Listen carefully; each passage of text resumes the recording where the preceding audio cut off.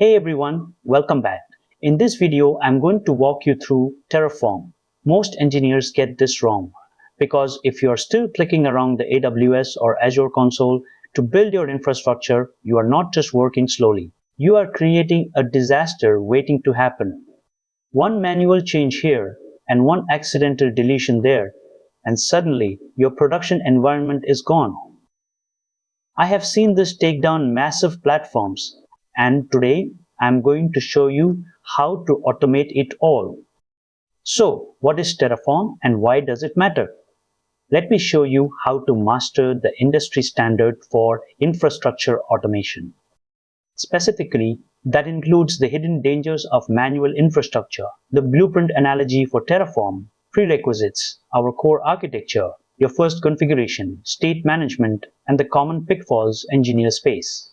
If you want the complete deep dive on Terraform fundamentals, we already have a full course on this channel. You will find the link in the description.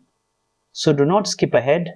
Watch all the way through to actually understand this properly. In this channel, we share practical IT tutorials every day.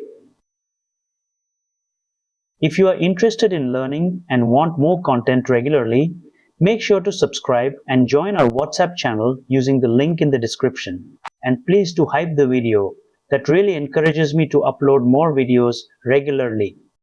Why is manual provisioning such a massive problem? Think about it. You go into the console, you click Create Instance, you pick a size, you add a security group. Everything looks fine. But then, 6 months later, you need another environment exactly like that one. Can you remember every single checkbox you clicked? Probably not. That is the manual infrastructure trap. You are building snowflake infrastructure that cannot be replicated, cannot be version controlled, and definitely cannot be audited. It is a nightmare for any serious team. So what is Terraform really? It is an open source tool that turns your infrastructure into code. Think of it like a construction blueprint. If you were building a house, you would not manually tell the workers where to place every single nail. You would give them a blueprint and they would follow it to build the house. Terraform works exactly the same way. You define your desired state and Terraform talks to your cloud provider to make sure the real-world infrastructure matches that blueprint. Perfect. Before we run a single line of code, we need to get your environment ready. You need a modern operating system like Windows 10 or 11 or Ubuntu 22.04 and newer. You must have administrator access or sudo privileges to install the binaries. You need the Terraform CLI installed, which you can verify by typing Terraform version in your terminal. You also need an active AWS account with programmatic access keys configured.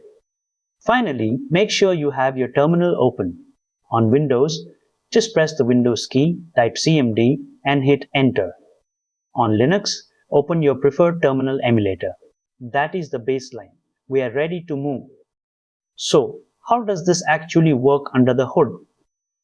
The architecture is elegant. You have your Terraform configuration, which is just text files. When you run a plan, Terraform compares your code to the actual cloud resources. It then produces an execution plan. When you run apply, it talks to the cloud APIs to build or destroy resources to match your file. The state file acts as the source of truth, keeping track of what is actually running right now. It is how Terraform knows if a change is needed or if your infrastructure is already correct. Let's get this installed. First, on line 1, we update our package list and install necessary dependencies. On line 2, we fetch the HashiCorp GPG key to verify the software's authenticity. On line 3, we add the official repository to our system sources. Finally, line 4 updates the list again and performs the actual installation of the Terraform binary. Once that finishes, run the version command. You should see the Terraform version number and the target architecture, just like you see here. If you see this, you are good to go. Now for the core concept.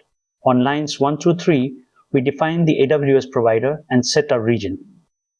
This tells Terraform which API to talk to.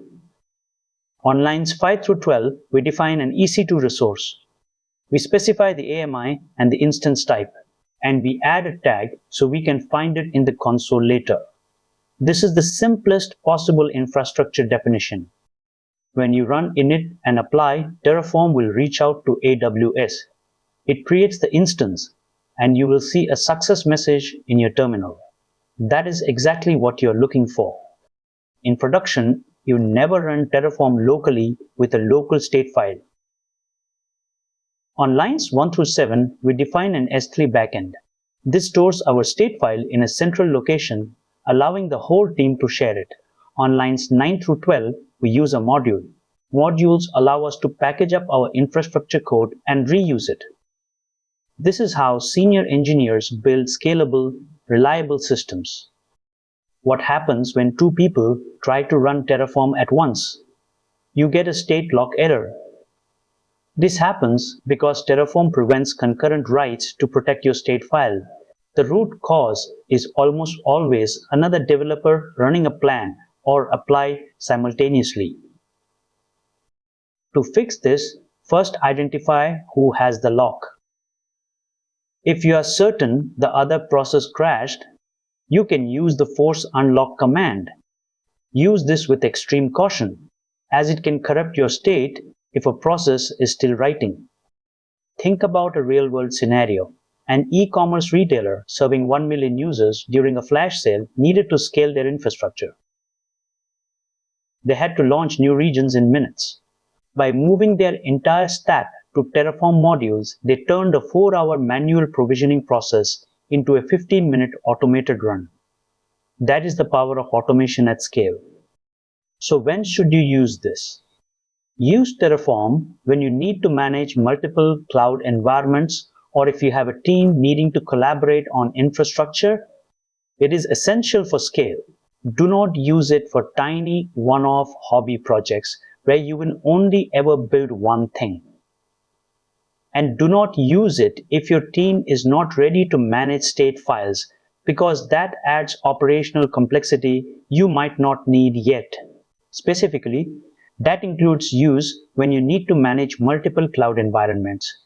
Use when you have a team needing to collaborate on infrastructure. Do not use for small one-off hobby projects with zero scale, and do not use if your team is not ready to manage state files. Let's recap.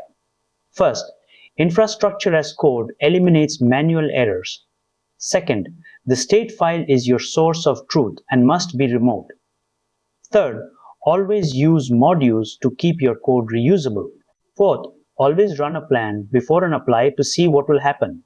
Finally, state locking is there to prevent data corruption when teams work together.